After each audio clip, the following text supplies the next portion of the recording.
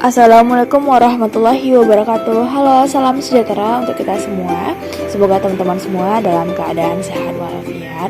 Baiklah, saya Aulia Wahbini akan menjelaskan materi tentang studi kelayakan bisnis dari aspek keuangan. Dari aspek keuangan yang merupakan investasi yang dilakukan dalam berbagai bidang bisnis usaha. Yang kedua, aspek keuangan ini merupakan aspek yang digunakan untuk menilai keuangan perusahaan secara keseluruhan. Aspek ini sama pentingnya dengan aspek lainnya, bahkan justru aspek inilah yang paling penting untuk dianalisis karena dari aspek ini tergambar hal-hal yang berkaitan dengan keuntungan perusahaan serta merupakan salah satu aspek yang sangat penting untuk diteliti kelayakannya. Yang kedua ada sumber dana. Sumber dana ini terbagi menjadi dua. Yang pertama ada modal asing atau pinjaman, yang kedua ada modal sendiri. Modal asing merupakan modal yang diperoleh dari pihak luar perusahaan dan biasanya diperoleh secara pinjaman. Menggunakan pinjaman untuk membiayai suatu usaha akan terkena biaya, yaitu biaya administrasi, provisi dan komisi, serta bunganya yang relatif besar. Kemudian adanya kewajiban untuk mengembalikan pinjaman setelah jangka waktu tertentu sesuai perjanjian sebelumnya. Pinjaman modal asing biasanya berasal dari pinjaman dari dunia perbankan, dari lembaga keuangan, serta perusahaan modal, ventura, asuransi, leasing, dana pensiun, atau lembaga keuangan lainnya. Pinjaman dari perusahaan non-bank. Yang kedua ada modal sendiri. Modal sendiri ini diperoleh dari pemilik perusahaan dengan cara menggunakan saham baik secara tertutup atau terbuka. Maksud dari secara tertutup atau terbuka ini adalah kalau dari tertutup ini artinya hanya dari kalangan internal pemilik saham sebelumnya. Sedangkan kalau yang terbuka dengan menjual saham kepada masyarakat luas, keuntungan menggunakan modal sendiri untuk membiayai sesuatu usaha adalah tidak adanya beban bunga seperti modal pinjaman. Perusahaan hanya berkewajiban membayar dividen. Perolehan dana dari modal sendiri biasa berasal dari setoran dari pemegang saham, dari cadangan laba, atau dari laba yang belum dibagi. Yang ketiga ini ada biaya kebutuhan investasi. Bagi teman-teman yang belum mengetahui investasi itu apa, investasi adalah modal penanaman modal dalam suatu kegiatan yang memiliki jangka waktu relatif panjang dalam berbagai bidang usaha. Jangka waktu investasi biasanya lebih dari 1 tahun, terutama digunakan untuk pembelian aktiva tetap. Secara umum, biaya kebutuhan investasi adalah sebagai berikut. Yang pertama ada biaya pra-investasi terdiri dari biaya pembuatan studi, biaya pengurus izin.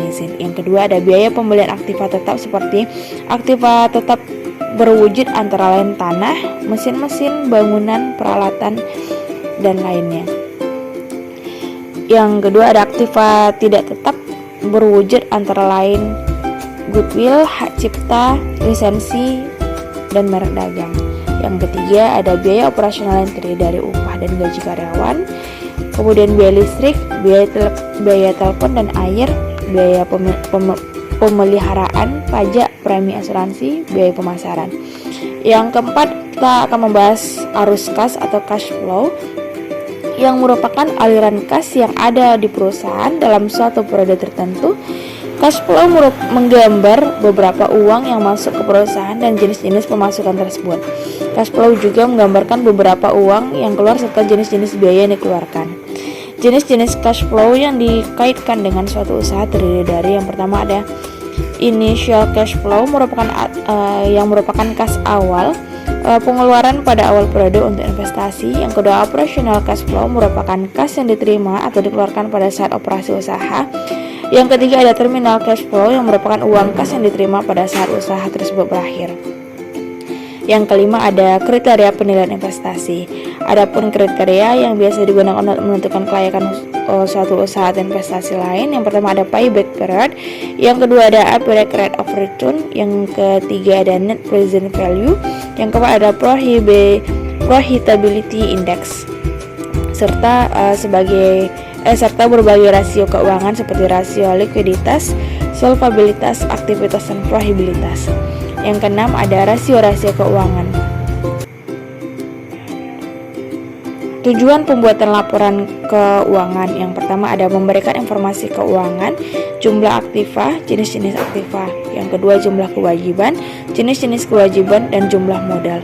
Memberikan informasi tentang hasil usaha yang tercermin dari jumlah pendapatan yang diperoleh sumber-sumber pendapatan. Yang keempat jumlah biaya-biaya yang dikeluarkan. Berikut jenis-jenis biaya yang dikeluarkan dalam periode tertentu. Yang kelima, memberikan informasi tentang perubahan-perubahan yang terjadi dalam aktiva, kewajiban, dan modal suatu perusahaan. Yang keenam, memberikan informasi tentang kinerja manajemen dalam suatu periode dari hasil laporan keuangan yang disajikan. Rasio-rasio keuangan. Yang pertama kita bahas tentang pihak-pihak yang berkepentingan. Pihak yang berkepentingan itu contohnya ada kreditor, pemegang saham, pemerintah, manajemen, dan karyawan. Jenis-jenis laporan keuangannya, yang pertama ada neraca, laporan laba rugi, laporan arus kas. Yang keempat ada laporan perubahan modal. Yang kelima ada neraca. Neraca ini yang pertama ada bentuk skronto atau horizontal. Yang kedua bentuk laporan atau vertikal. Yang ketiga bentuk sesuai kebutuhan dan keuangan perusahaan. Yang terakhir ada laba atau rugi. Yang pertama bentuk tunggal atau single step system. Yang kedua ada bentuk majemuk atau multiply step system. Yang ketujuh ada proyeksi neraca dan laporan laba rugi. Yang kita bahas ini adalah neraca atau income statement. Yang pertama itu ada aktiva lancar terdiri dari kas, rekening pada bank, deposito berjangka, surat-surat berharga, piutang, kredit yang diberikan, persediaan, biaya yang dibayar di muka. Yang kedua ada penyertaan di sini termasuk dalam neraca dibuat untuk mengetahui kondisi keuangan perusahaan dalam waktu tertentu setiap saat dibutuhkan. Yang ketiga ada aktiva tetap yang terdiri dari aktiva tetap berwujud yang berupa tanah, mesin bangunan, akumulasi penyusun. Yang kedua ada aktiva tetap yang tidak berwujud, contohnya goodwill, hak cipta, merek dagang. Yang keempat aktiva lainnya terdiri dari antara lain yang pertama gedung dalam proses, yang kedua piutang jangka panjang, yang ketiga uang jaminan, yang keempat uang muka investasi. Laba rugi atau balance sheet. Laporan laba rugi adalah laporan yang menunjukkan jumlah pendapatan yang diperoleh dari biaya-biaya yang dikeluarkan dalam suatu periode tertentu. Berikut adalah komponen-komponen yang terdapat dalam suatu laporan laba rugi, antara lain pertama itu ada penjualan atau pendapatan, yang kedua ada harga pokok penjualan, yang ketiga laba kotor, kemudian biaya operasi terdiri dari biaya umum, biaya penjualan, biaya sewa, biaya administrasi. Kemudian ada laba kotor operasional, penyusutan. Yang ketujuh ada pendapatan bersih operasi. Yang ke-8 pendapatan lainnya. Kemudian ada laba sebelum dan pajak atau EBIT. Yang ke-10 ada biaya bunga terdiri dari bunga wesel, bunga bank, bunga hipotek, dan bunga obligas. Yang ke-11 ada laba sebelum pajak atau EBT. Yang ke-12 ada pajak atau tax. Yang ke-13 ada laba sesudah bunga dan pajak atau IA atau earning after interest and tax. Yang ke-14 ada laba per lembar saham atau earning per share. Kemudian ada pengukuran dengan rasio keuangan. Bentuk rasio keuangan yang pertama ada rasio likuiditas atau liquidity ratio. Rasio yang digunakan untuk mengukur seberapa liquid suatu perusahaan. Mengukur rasio likuiditas dapat digunakan beberapa rasio. Yang pertama ada current ratio, yang kedua quick ratio, yang ketiga inventory to net working capital, yang keempat cash ratio. Kemudian ada leverage ratio, rasio yang digunakan untuk mengatur sejauh mana aktiva perusahaan dibayar dengan hutang.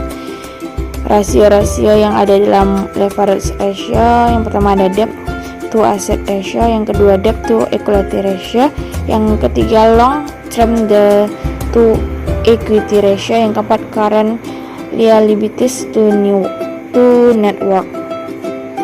Yang ketiga ada rasio aktivitas yang digunakan untuk mengukur tingkat efisien pemanfaatan sumber daya perusahaan, penjualan, persediaan, penagihan piutang, dan lainnya. Yang terakhir ada rasio akuntabilitas yang rasio ini untuk menilai kemampuan perusahaan dan mencari keuntungan. Kesimpulan yang dapat kita ambil dari penjelasan di atas ini adalah menganalisis aspek keuangan dari suatu studi kelayakan bisnis adalah untuk menentukan rencana investasi melalui perhitungan biaya dan pemanfaatan yang diharapkan dengan membandingkan antara pengeluaran dan pendapatan. Yang kedua, ada aktiva tetap, ada dua, itu aktiva tetap berwujud dan aktiva tetap tidak berwujud. Yang ketiga, untuk menghitung keseluruhan dana yang dipakai, rincian analis biaya dari sumber pembelanjaan ditentukan oleh biaya utang, biaya modal sendiri, dan biaya laba yang ditahan. Yang keempat, manajer keuangan merupakan seseorang yang punya hak dalam mengambil suatu keputusan yang sangat penting dalam suatu bidang investasi dan pembelanjaan perusahaan. Manajer keuangan juga bertanggung jawab dalam bidang keuangan pada suatu perusahaan. Tujuan manajemen keuangan adalah untuk memaksimalkan nilai perusahaan. Sekian presentasi dari saya. Bila ada kesalahan atau kekurangan mohon dimaafkan. Saya akhiri dengan Assalamualaikum warahmatullahi wabarakatuh.